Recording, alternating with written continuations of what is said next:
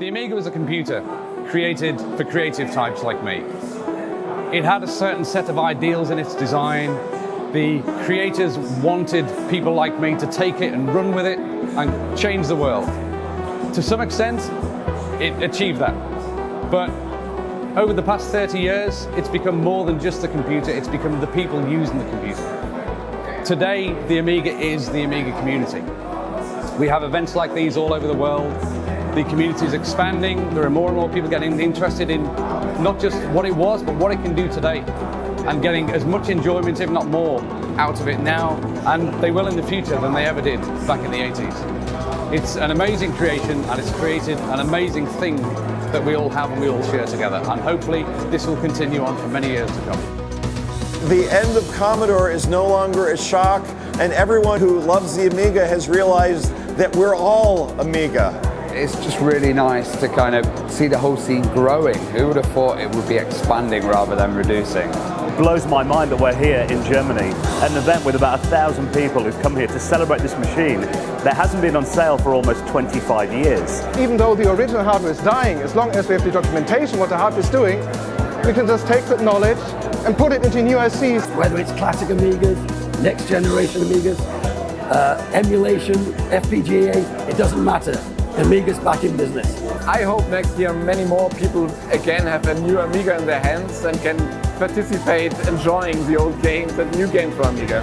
What I'm hearing nowadays is like, what? That's coming out of that machine? It's quite unbelievable, but yeah, it's exciting.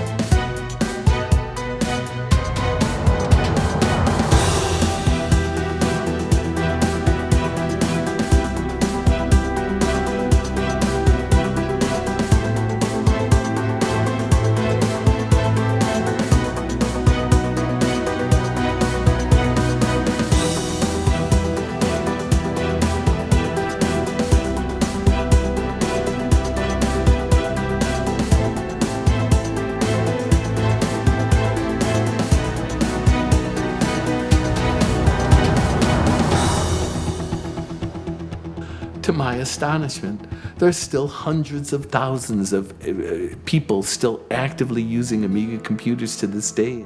Other computers came out that maybe were technologically superior after that. But the Amiga community, as Dale Luck said, Amiga users made Mac users look like IBM users.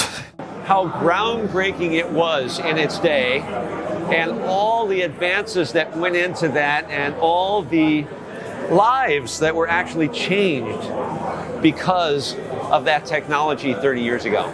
The gaming industry and the Amiga fans have kept it alive in a way that I could have never imagined back then. I have been promoting the idea that somebody should be making new Amiga computers as often and as many different ways as possible, because eventually the existing ones will stop working.